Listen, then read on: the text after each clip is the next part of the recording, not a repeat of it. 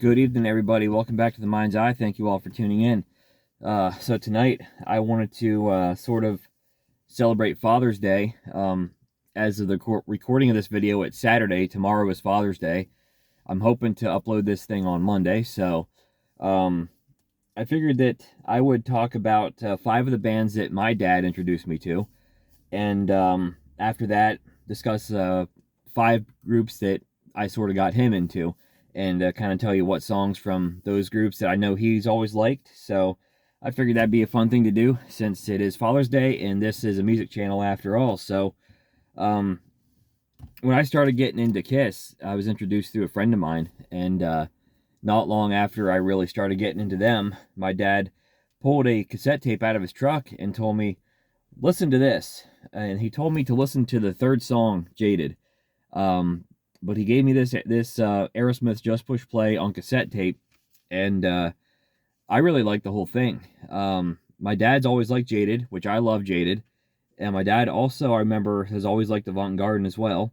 I always liked Just Push Play. I recognized it from the Dodge Ram commercials, and even though Just Push Play may be like the most dated sounding Aerosmith song there is, it's honestly probably a toss-up between that and Out of Your Head. But I've always been a big Just Push Play fan. But yeah, my dad introduced me to this album right here, thus getting me into Aerosmith. My dad was always a big fan of those 3 ballads that came out in the early 90s, Crying, Crazy, and Amazing, 3 songs, which I'm not a fan of.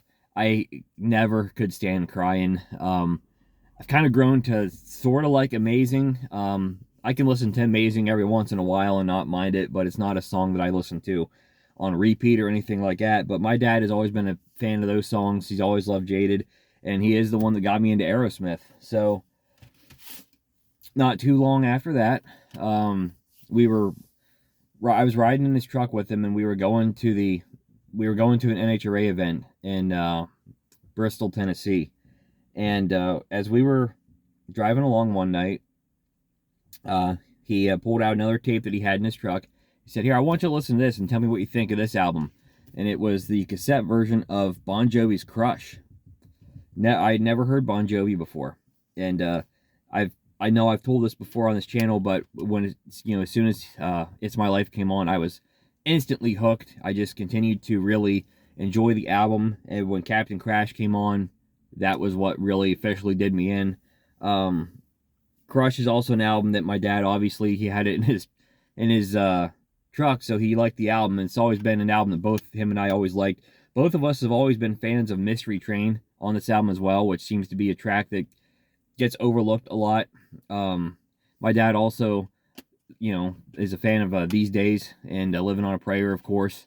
And I'm not sure who my dad would consider his favorite band to be, but I know that he does like Bon Jovi an awful lot, just about as much as I do. So then he is the one that did introduce me to Bon Jovi. Now this one's a little bit different. I remember being in a truck stop with him one day, and we found this, AC/DC's For Those About to Rock. Now, I knew who AC/DC was at this point in time, and I hated AC/DC. I did not get AC/DC. I was not into them. I thought they sounded obnoxious. I didn't like Brian Johnson's voice. None of it. I just was not in on AC/DC. So we picked this album up. My dad picks it up. This is after he got a new truck and had a CD player as opposed to a cassette player in his truck. And we were playing the CD, and to be honest with you, I wasn't getting it. For Those About to Rock, and my dad, I remember my dad after the first track saying, man, don't these guys rock? I'm just like, yeah, sure, whatever, just whatever. But it was the fact that down the road, I don't even remember how much longer this was. Down the road, we were listening to the radio in the car as we were driving somewhere, and Money Talks came on, and he stopped it because he stopped it to listen to the song, and that was a song that eventually changed my opinion of AC/DC. Like, I got it when I heard Money Talks, and I still to this day love that song. And after that, my dad had this, and he had AC/DC's live album, the cassette tape in his truck, and he let me take that in and listen to that, and it really started getting me hooked on AC/DC. So AC/DC is a band that my dad sort of turned me around on. I couldn't stand these guys at first, but as it turns out now, I love these guys. I totally get what they're all about, and I love Brian Johnson's voice. So AC/DC, another band my dad sort of got me into. Now this one is probably the most unusual one of all, because you would expect that my dad would get me into all these classic rock bands that was around when he was a teenager or in his 20s. Well, he actually is one that got me into a band that came out in my generation, that being Breaking Benjamin. I had never even heard of Breaking Benjamin. At the time, I was more just into exploring classic rock, 70s and 80s rock, and Breaking Benjamin would have been the farthest thing on my radar at that point. But a friend of my dad's let him borrow this CD and told him to listen to it and check it out. And my dad really liked it. And the 3 songs on here that he really liked were Forget It, Sooner or Later, and Breakdown, which is his favorite, I believe still his favorite Breaking Benjamin song. And he gave it to me to listen to, and I was skeptical going into it, but something about it did hook me, and I really did like it. And I liked the 3 songs that my dad liked, but the ones that really got me on board was Simple Design, Follow, and Firefly. I thought those 3 songs were just awesome. So yeah, my dad actually is the one that got me into Breaking Benjamin, which is sort of a probably not the way you would expect it to be. And the last one I'm going to go with here is Tesla. A couple years ago, my dad started really getting into Tesla. Now I knew, Modern Day Cowboy, and I knew Love Song and What You Give. The radio hits I was familiar with, but beyond that, I didn't really know a whole lot about Tesla. And I'm not sure what my dad's background on this band was, but he just started listening to them, I don't know, 3-4 years ago, and really getting into them to the point where, oh, the lights just popped on, to the point where they became like one of his favorite like bands to listen to. Every time I would text him or talk to him, he would be in his truck listening to Teslas. He's a truck driver, by the way. So that's why I keep referring to his truck. But he would always have, he would tell me he'd been listening to Tesla and been giving me songs and stuff. And eventually, I picked up Psychotic Supper at the record shop. Not too long. It was last winter, I think. And I was kind of surprised. They were really rocking. Like, Psychotic Supper really sort of blew me away. I'm not sure what all my dad likes. I know he does like their most recent album, Shock, I believe it's called. As far as their classic stuff, I believe he also likes Modern Day Cowboy like I do. I'm not sure if he is into the Psychotic Supper album much at all. I haven't had a chance to really discuss that with him, but I know that he really, really was into Tesla for a while, and it sort of lingered in the back of my mind for a little bit until I picked up an album, and I gotta say, Tesla is a pretty underrated group. So those are 5 bands that my dad got me into. Now, 5 groups that I sort of got him into. One would be Kiss. I was introduced to Kiss through a friend of mine in middle school. We were friends in 5th grade, and he was already a big, obsessed Kiss nerd in 5th grade, and I remember he had the Kiss t-shirt, which he wore like once a week at least. And moving on from 5th grade to 6th grade, when we went into the bigger school, and technically that's when middle school started for us, we ended up having the same home room, so we actually had like 65% of our classes together.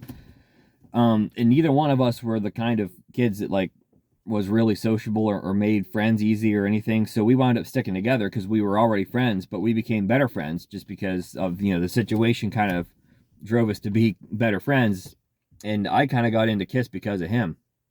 I was just curious who this band was that he always talked about. And of course, I mean, especially Kiss is an interesting looking group, especially if you're 11 years old. But eventually my parents got me Destroyer, and I remember when I first started getting interested in Kiss, my dad didn't like them. I specifically remember him talking about. I specifically remember him telling me that I wasn't missing much. So they break down, and he gets me Destroyer. And I think as I start getting into Kiss, he kind of starts getting into it as well, and realizing that Kiss is not as bad, I think, as he thought they were. And I know that one of my dad's favorite Kiss songs, I believe, still is Psycho Circus. That song that kind of surprised me how much he really liked it, but Psycho Circus was one of his favorite Kiss songs. He likes Beth a lot, too, the original Peter Criss version, the Eric Carr version on Smashes, Thrashes, and Hits, and then the MTV Unplugged version. I remember anytime that I would ever make him a CD or a tape for his truck, he always wanted me to put those 3 songs like in a row so he could have like a little Beth suite on the tape. But yeah, it's that was another one that my dad always liked as well. So Kiss is a band that I sort of changed his mind on a little bit, I guess. Number 2 would be and again, I don't know that I got him into Van Halen. I was introduced to Van Halen from the same friend that introduced me to Kiss. He wasn't nearly as big of a Van Halen nerd as he was a Kiss nerd, but he did have Van Halen 1 on cassette tape, and when I was over at his house one time, we listened to it, and I got hooked.